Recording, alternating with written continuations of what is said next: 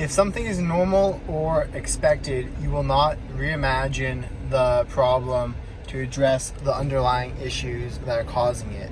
This is a quote from Buy Back Your Time, which is a book that I'm currently reading, and I absolutely love it because it applies to so many areas. And for me personally, one that I saw was my sleep. I would wake up in the morning feeling kind of groggy, feeling kind of tired, and I was like, okay, this is just normal. And it became what was normal for me. And then about a week ago, I woke up in the morning and I felt amazing. I literally woke up, felt energized, and I'm like, holy crap, what is this? How do I feel like this all the time? This is like, I don't need any tea, anything to get up in the morning. Just had tons of energy. I'm like, how do I do this every single time when I wake up? And it's not the first time I've learned this lesson. It's probably the third or fourth, but I'm making a video right now because I seem to keep forgetting it. And it's not normal to wake up in the morning with a headache. It's not normal to wake up in the morning feeling exhausted. It's not normal to wake up in the morning and like have your brain not turn on for the first hour. And luckily I haven't gotten to those stages, but I mean, there's been points in time where I've used a lot of caffeine, worked really hard, and pushed myself mentally to the point where I just wake up with a headache. And part of, I just need to like remind myself that is not a normal thing to do, and that there's systems to put in place. And I've been really studying my sleep over the past week because I don't normally have an issue with sleep, but the fact that I was able to wake up and not have any issues at all and feel absolutely amazing, and that's not something that's completely normal for me. I'm like, I'm gonna find out how to do that. And some things I've realized is, for some reason, if I eat grapes before I go to bed, I don't sleep as well. I'm thinking that might have something to do with pesticides or something on the grapes, even though I wash my fruit and dry them off with a towel.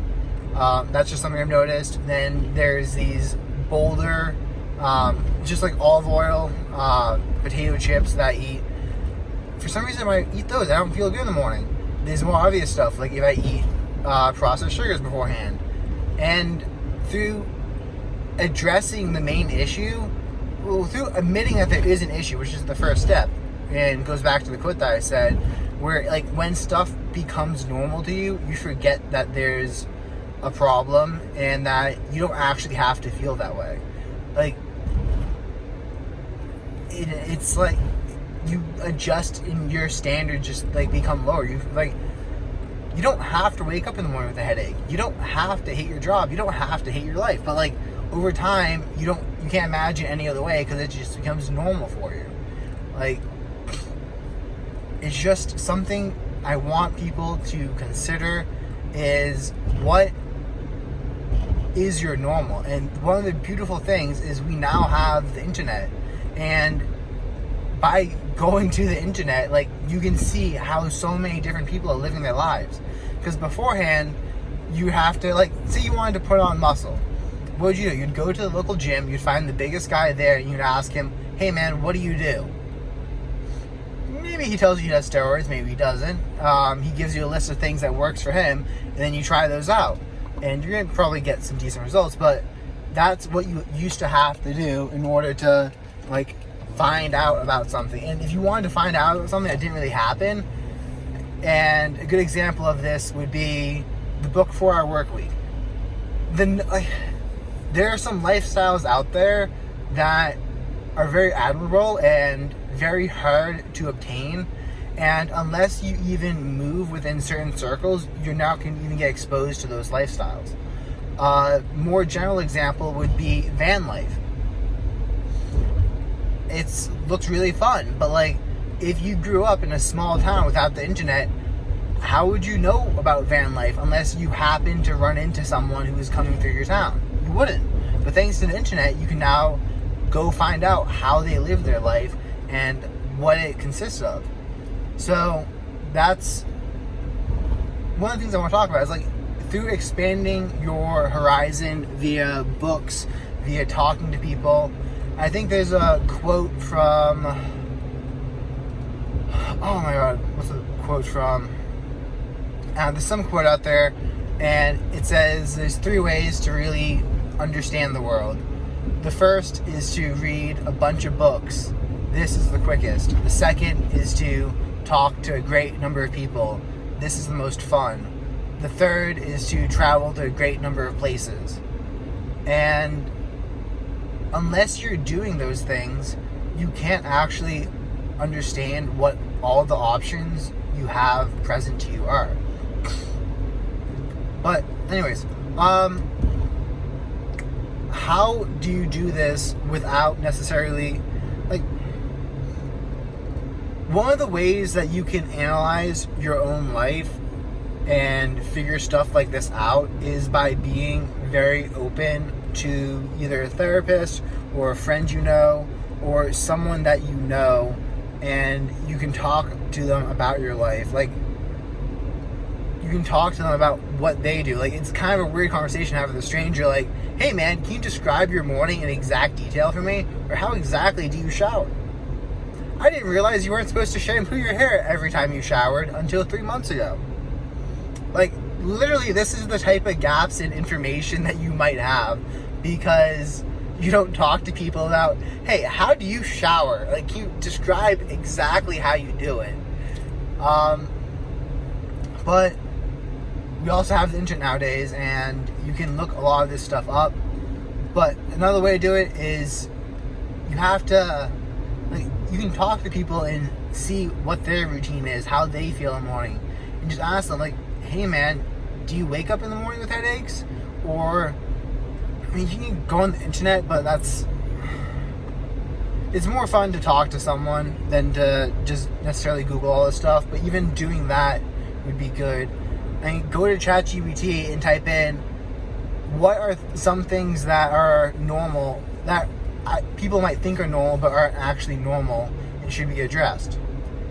And I think also there, a lot of people, like, one huge area that this applies to is, like, just getting older in general, like becoming less mobile. There was the Harvard study where they took 5 80-year-old men, I believe, and they recreated an environment. No, it was 5 70-year-old men, and they recreated an environment from, like, what their life would look like during the 50s, and they bought, like, 50s furniture, 50s utensils, like, everything. They set up this environment, and by the end of the week, these 70-year-old men were no longer using their canes and were able to play a game of touch football. Literally, by changing their environment and making them feel younger, they then were able to actually, like, heal their bodies. There's so much to this that we don't actually mentally understand with science about the mind-body connection, and even those athletic bracelets that people used to wear. Like, back in the 2010s, those little, like, things that went on your arm and you did the little balance test, and people would, like, push on your arm and be like, hey man, see, you balance better. Like, even those things, a lot of people reported that, like, they helped them with nausea from chemo, or they made their arthritis pain go away. And, like, those are real things that happen. Like, those people were in lots of pain, and through the power of believing in something and that this thing will cure them through the placebo effect, it actually did. And you can't necessarily discount those. But where did I get off to? Oh, aging. Is aging a social construct? Like, there's studies out there that show that it very well is. Like, I'm not necessarily saying that you don't have to die or you don't have to get older, but, like, the rate that it happens in modern society is, in my opinion, highly sped up because people assume that their health breaking down is normal. I made a video about this yesterday where I say I set hard deadlines and, like, hard stops where if this event gets triggered, it puts a protocol in place to get me back into shape or get me back to where I want to be. One of those is if I weigh more than 200 pounds, then I put a diet of not eating within 3 hours of bed and hyperanalyzing, like, being... If I weigh more than 200 pounds, especially when I'm not bulking, it illustrates to me that I am eating unconsciously and eating past the point of when I am full and eating when I'm not necessarily hungry. So by setting certain things like that in place, like, I don't know, you might have a rule where you have to be able to walk a mile or jog a mile in this time, and you set those in place so that you don't lose those physical benefits you have. You don't lose the mobility. A lot of people, as they get older, expect to be less physical and expect to, like, therefore they don't go to the gym and try to be physical because they see it as a losing battle. And to that I say, my high school wrestling coach, I think he's like 62, and he whips all our butts. The dude's been wrestling since he was in high school, and he just Olympic lifts 2 or 3 times a week. And the dude is... I went to college. I won clubs, states from Massachusetts. Like, and he whips my butt. Like, his stance is so perfect. His strength, he has old man strength. And that is something that you can have. Your tendons and stuff, like, if you stay in decent shape as you age, you just become, like, freakishly strong. And another friend of mine, his dad, during his, like, 20s or 30s, was the national, I think it was kickboxing or some type of fighting like that, champion of some country no one's ever heard of in Africa. But anyways, he would also, I'll put the back on, he would also come to wrestling practices, and his stance and his strength was so strong that no one could move him. Like, he would literally just stand there and you couldn't move him because of how solid he was. And he would whip all our butts. So this idea that you're supposed to get weaker as you age, this idea that you're supposed to, like, not be able to beat 20-year-olds is stupid. There are many, like, 50, 60-year-olds out there who stay in good shape and will whip people's butts because, like, okay, I'm getting, how do I want to put this?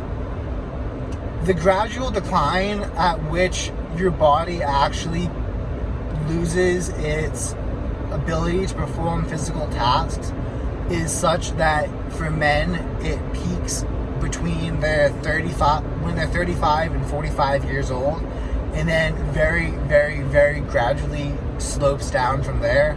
The reason why a lot of athletes aren't older is due to the absurd way we train, causing many people to not perform during their peak age due to injury. If we look at the modern system of wrestling, it is how fast and how big can we get you, like how good can we get you until you graduate college, and then after college it's only Olympics. But even look at that Olympic judo guy who just won gold from France. Like, he has to be up there in 30 to 40 years old. He's won 5 Olympic gold medals, and he's just crazy good. And, like, we have an absurd idea about when we should physically peak, and it's because people don't train properly, they don't eat properly, and they don't rest properly, so they injure their body and it becomes too messed up. And I'm going to leave the video there. Check out the video over here and subscribe to the channel over here, and hopefully you got something from it. So peace out.